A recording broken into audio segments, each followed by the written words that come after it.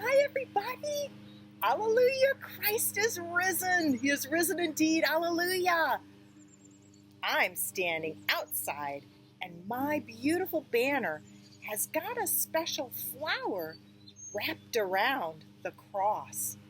You know, the cross is empty because Jesus lives, and yet that flower is the focus of my book today.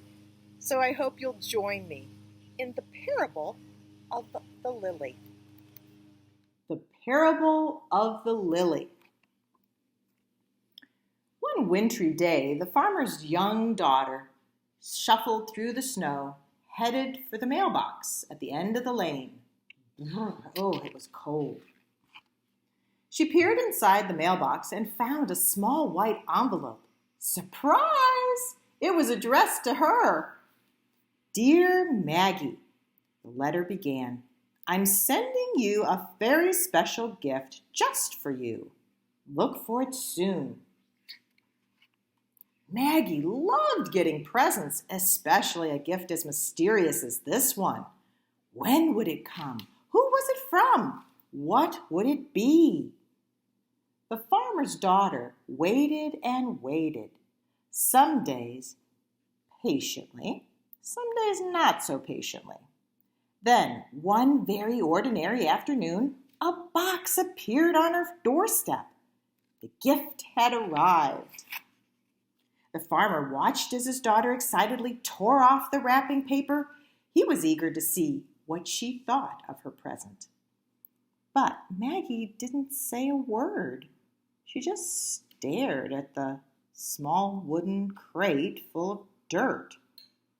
Dirt was not at all what Maggie had been hoping for. Poking out of the soil was a small piece of paper that told Maggie how to care for her gift. Hide in a cool, dark place, water as needed. When spring comes, bring into the light. Then she knew it must be a growing thing like a bulb that would someday bloom into a plant. Oh dear, her long-awaited gift wasn't a toy or a doll or a game after all.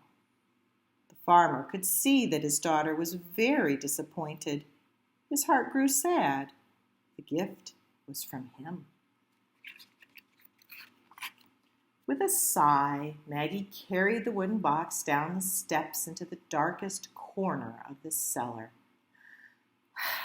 and left it there on a shelf. Sometimes she remembered to water it, but most of the time, Maggie just plain forgot. The farmer did not forget. He just waited, and he watched. Spring came at last. The air was warmer, and the gray skies had melted into robin's egg blue. What a welcome sight the sun was. It was time for the farmer to hope his garden was ready to hoe, getting the soil ready for the seeds that filled his pockets. Maggie wanted to help, so she marched down to the cellar steps and got her own Maggie-sized gardening tools. That's when it happened. Searching for her toolbox in the darkest corner of the cellar, Maggie knocked the forgotten crate off the shelf. Crash! The crate splintered into pieces. Soil was everywhere, and the flower bulb that rolled to her feet showed no signs of life. What a mess! Maggie was mad at the box and even madder at herself. She swept up the dirt and threw away the broken box, grumbling under her breath. And that old ugly flower bulb, she tossed it out the cellar door, never to think of it again. Until Maggie woke up early, earlier than usual, Easter morning. A warm breeze blew through her bedroom window, and the chirping birds seemed to call her name. Still dressed in her nightgown, Maggie tiptoed out into the garden. She was hoping to find some daffodil or tulip to decorate the table for Easter breakfast. That's when she saw it. The loveliest lily that God ever made was blooming on the edge of her father's flower garden.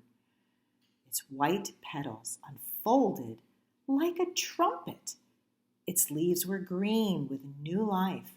Its scent was as fragrant as most expensive perfumes. Maggie knew all at once what had happened. She didn't know whether to laugh or to cry or to shout with joy. So Maggie did all three at once. Wake up, everybody! Wake up! Come see! The gift is alive!